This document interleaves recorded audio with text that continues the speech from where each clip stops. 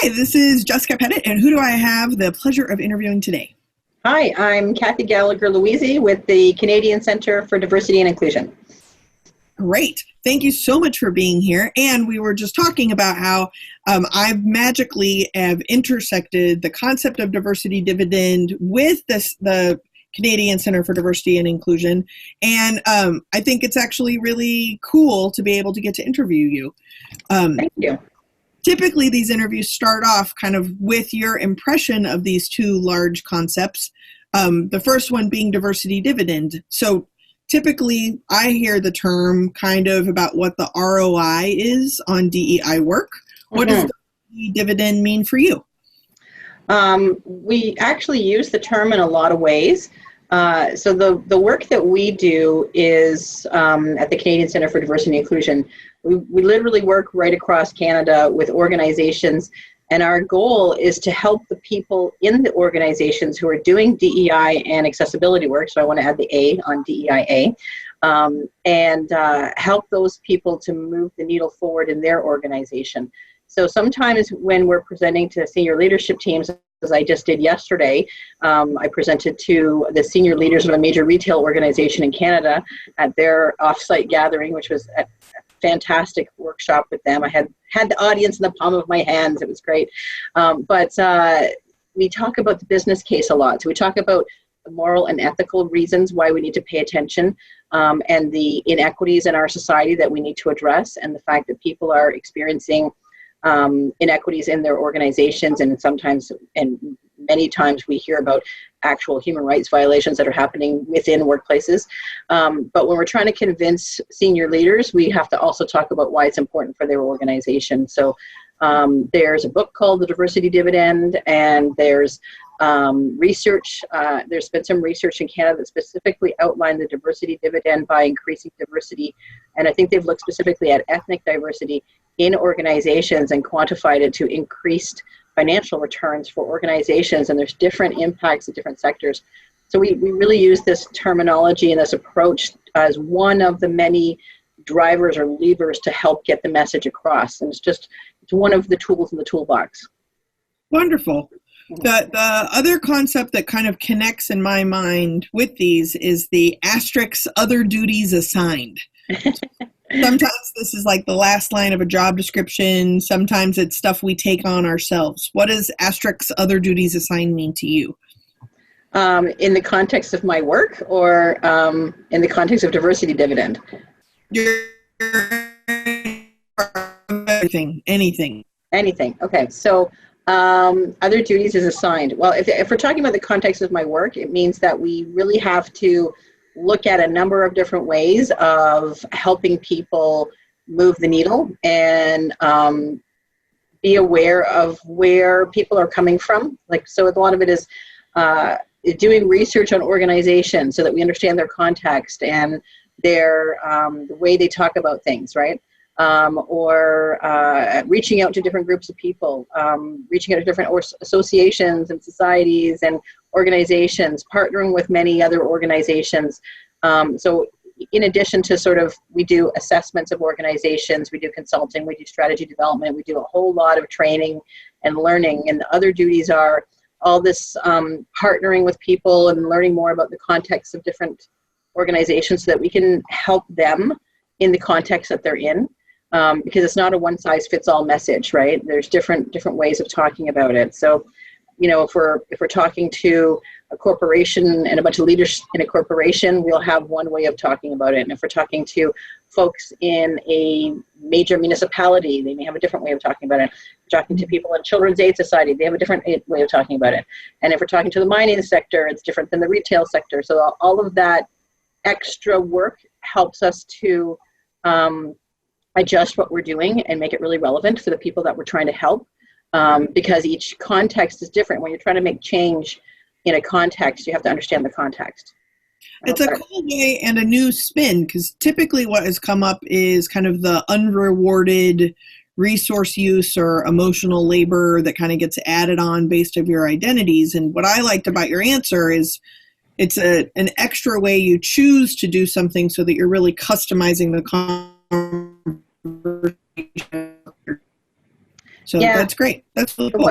What you were saying about the emotional labor is certainly a really valid point, because it happens to a lot of people and organizations. And the fact of the matter is that minoritized people are often asked to do the emotional labor of explaining the world to people, or explaining about inequities or the experiences that they've had, and often to be invalidated after taking the time and emotional labor to do that. And so that's one of the concerns. And so I think one of the things that we do at CCDI is we try to elevate people's voices, right? So when we do assessments of organizations, and we've done over 80 organizations now that we've assessed in different ways, we are doing a census or survey with their employees, or we're doing focus groups with their employees, or we're doing interviews with their leaders, or we may do like community surveys or whatever. And we're listening to people's stories and voices, and trying to explain to the senior leaders the things that are happening that they may not be aware of, or they may not be aware of the extent to which these things are happening. Because in senior leadership, often they only hear about the egregious human rights violations and files, right? But they don't hear all the stuff that's bubbling, several levels below them. And in many cases, people are just reluctant to report what's happening in organizations for very valid reasons. The research shows that, depending on the research report you look at, 50 to 75% of people who report harassment and discrimination experience reprisals. So we give people in these organizations extreme safety and confidentiality to be able to share their experiences with us and their stories. And then we aggregate all that data, and we don't provide any identifiable information. But we tell the senior leaders of organizations, these are the things that are happening under your watch, and you have a responsibility to deal with them. So part of what we do is, I'm hoping, elevate those voices and let people know what's actually happening. And because that emotional labor piece is, an ongoing issue for anyone who's minoritized in any way, keep being expected to educate others for free, right? Right. I think that's a really good explanation of what you do, but also really sets you and your organization apart from some of the interviews that we've done. Can you talk a little bit about, in some of our previous conversations, you used the term wokeness. I want to take advantage of this because it gets used in DEI spaces, but it means different things. And now we're policing, using that word on purpose. We're policing each other's level of wokeness or drowsiness. Can you talk about wokeness and how you see it coming up as either a positive, a negative, or both? Sure. So I don't always use it depending on the audience I'm speaking to. Of course. But so being woke is basically understanding social justice issues, understanding that our systems in our world are built to confer privilege on certain people and deny benefits to other people. And so, we do have a world that is built on colonialism, especially in North America, right? We're living on stolen land in North America. The way that we've treated Indigenous people is horrific. We have also the legacy of slavery in North America, and Canadians like to think that, we're so good. We're at the end of the Underground Railroad. There's a whole lot of history that we're not taught. A lot of our history is whitewashed, right? Our history with Indigenous folks, our history with slavery, our history with the African Canadian community. And so being woke means understanding that we live in a society that's built on systems of oppression and colonialism. And that, so it's not just individual acts of meanness that we have to address. There's systemic issues as well, right? Mm-hmm. So being woke means understanding that these systems exist, and that making change means working within those systems. So one of the challenges there is certainly there's a lot of what you're saying about the policing piece, right? When we look at diversity, equity, and inclusion work, people come at it from different philosophical viewpoints, right? And the Global Diversity and Inclusion Benchmarks actually does a really great job of talking about this, because they talk about the 5 perspectives from which people come into diversity, equity, and inclusion work. And so social justice is one of them, and dignity is another, and organizational development, which is more the corporate approach, is another, and compliance is another, and developing people's competence is another. And there tends to be camps in this work that think this is the only right way to talk about the work, right? And if you're not talking about it this way, then you're not doing the right thing. And I have experienced that many times. And in fact, it's a little bit of a tension within our organization because we have 32 people working in CCDI. We have offices in Toronto and Calgary. And we have people who've come from the social justice approach and people who've come from the more corporate approach. And so a lot of the work that we do is underpinned by a very good understanding of social justice, but the audience that we're speaking to don't get it, right? So, and when we're trying to make change, we need to understand where the audience is at. So when we're talking, to really highly woke people, then we're talking to people who agree with us, right? So we're talking to people who understand this and are talking about systems of oppression, and that I love having those conversations. But if I go into a CEO's office and start talking about that stuff, he's going to say GTFO, right? Like he's not going to be it. So we need to adjust what we're saying for the audience. And the other thing is, when we're talking to different audiences, if we're talking about social justice, a lot of the people in our organization have masters and PhDs in this, right? But if we talk at a master's or PhD level about it to most of the audiences that we're talking to, they may have like a kindergarten or grade 2 level awareness of this subject, right?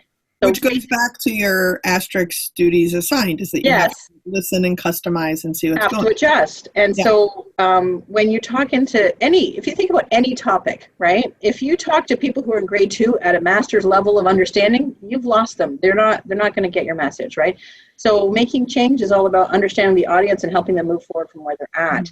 And so that's where your policing point comes in, because sometimes there's criticism about, if you're dumbing down the message or whatever, but it's more that we have to understand the audience and where they're at and helping them move forward from where they're at.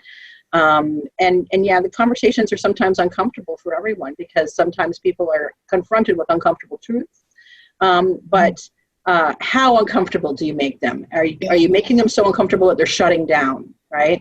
I find in my own work that and I mean, you're kind of saying this too, is that you meet them where they're at, and then wherever it is they're at, in my opinion, you push them 3 steps further by the end of the training.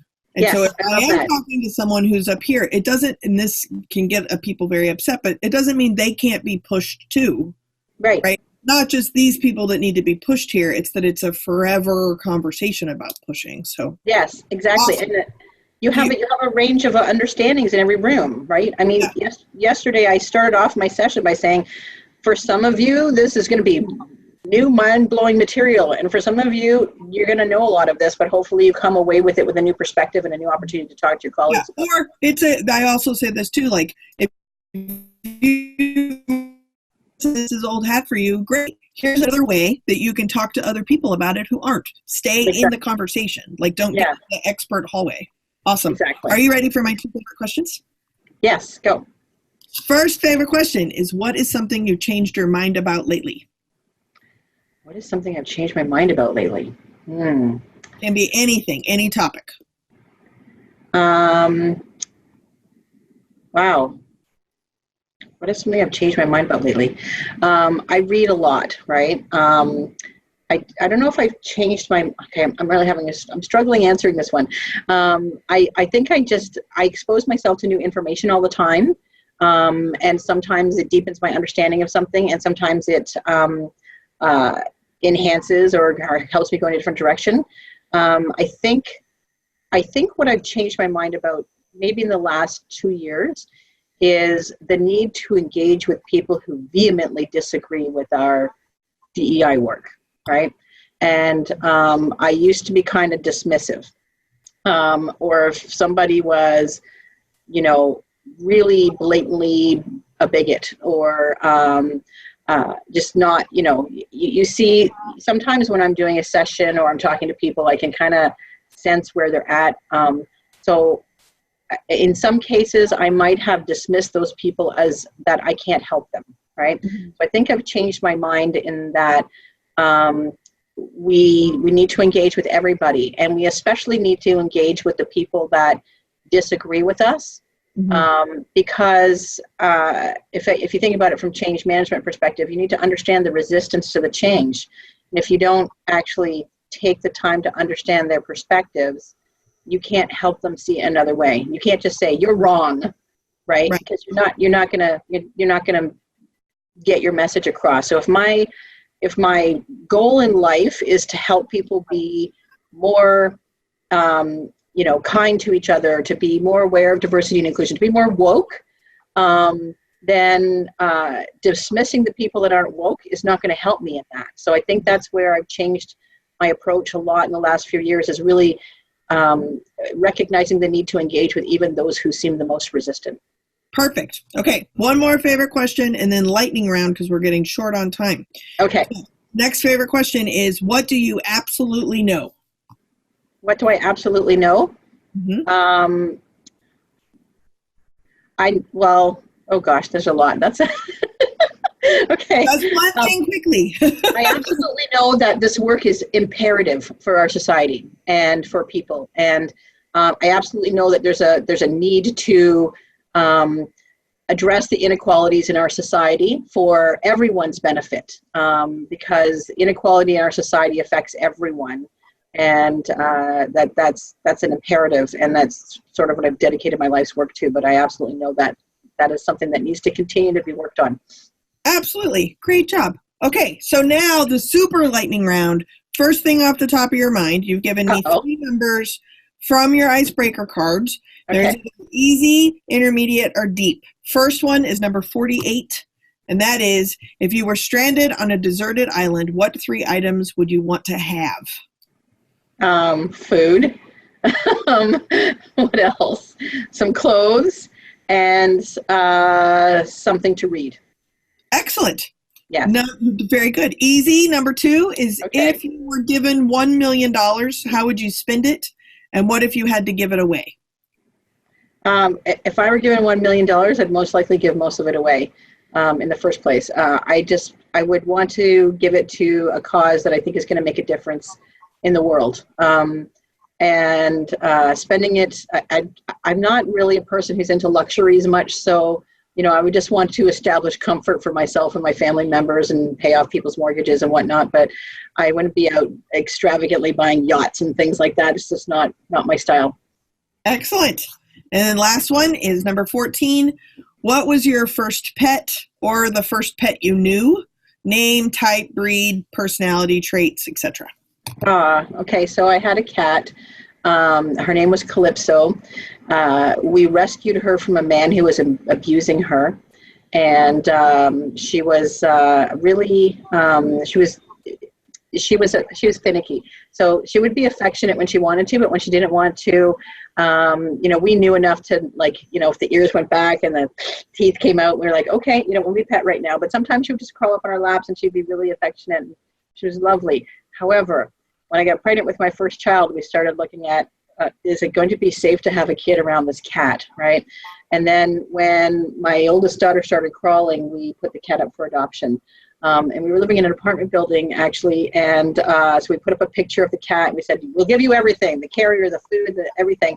And we had 5 people come forward and want to adopt her, so we got to interview prospective new parents of the cat, and we were really pleased with the home that we put her into. It was a lovely gay man with no children who had some nieces and nephews who were a bit older who would visit, so at least they were old enough to know not to touch the cat when the cat isn't wanting to be touched, right? So but we had Calypso with us for I think 6 or 7 years, so we gave her a much better life than she had, so I'm really pleased with that. So I'm nostalgic now. Cathy, thank you. Oh, I know. That's a great question. Yeah. I know this is just a brief touch on all the amazing work that you're doing. And if people wanted to get in touch with you, how would they go about doing that? Oh, thank you. So our website is www.ccdi.ca. My email address is real simple, Cathy@ccdi.ca. I have a ridiculously long last name, but short email address. I'm also on Twitter. I have a short Twitter handle @CatGL, CATGL. And I'm on LinkedIn as well. So I'll send you the link for LinkedIn as well. But I'm the only Cathy Gallagher-Louisy in the world. So if you go into LinkedIn and search for that, you'll find me because I'm the only one. So thank you so much for the time to interview, Jessica. I really appreciate it. Absolutely. Thank you. And I look forward to having dinner with you in Toronto. Yes, that'd be great in June. Have a safe trip when you come out here.